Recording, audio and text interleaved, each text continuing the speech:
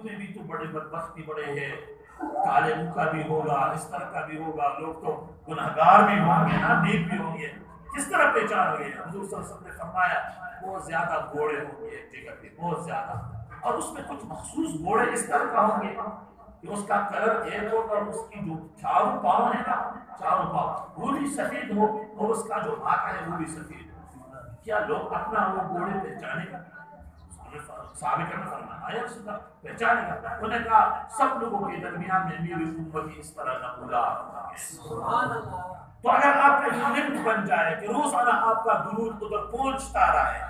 تو پھر وہ ایک آپ کا نام جو کئی بار حضور صلی اللہ علیہ وسلم کے سامنے سے گزر جائے گا، یا رسول اللہ فلان ابن فلان درود بھیج رہا ہے، سبحان اللہ، درود بھیج رہا ہے، تو پھر کیا ہوگا؟ پھر یہ ہوگا کہ وہی اس طریقہ کار پہ یاد بھی رہو گے۔ تو اگر آپ نے قبر میں اس کو پہچانا،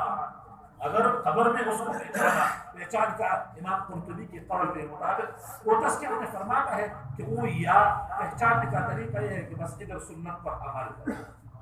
ادھر جتنا تم زیادہ سنتوں پہ عمل کرو گے نا، ادھر قبر میں پھر پہچان آسان ہوگا، قبر میں پہچان آسان ہوگا، پھر آپ کو گھبراہٹ نہیں ہوگا، پھر آپ نہیں گھبراہٹ نہیں ہوگا۔ جب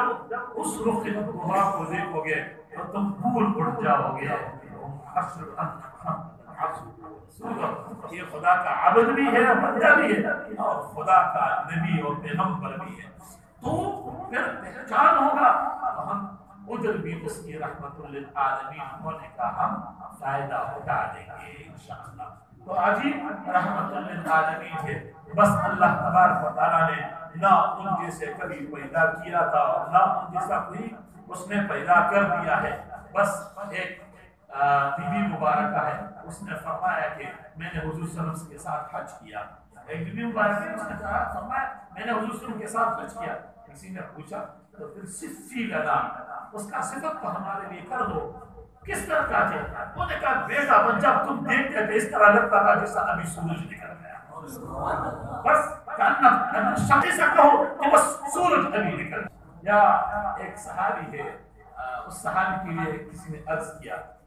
صحابی نے کہا کہ حضور صلی اللہ علیہ وسلم کا ہیبت مبارک اس طرح کا عجیب تھا، اس طرح کا عجیب تھا کہ ہم اس کو عام پر کبھی نہیں دیکھا، عام پر ہم نے کبھی دیکھا نہیں۔ اس نے کہا اگر تم مجھ سے پوچھے نا ذرا صفت تو کرو تم سے ہم کیسے تھے، میں کہا میں ایسا اس کے بیان نہیں کر سکتا ہوں کہ میں نے تو کبھی اس کی طرف عام پر کے دیکھا ہی نہیں ہے،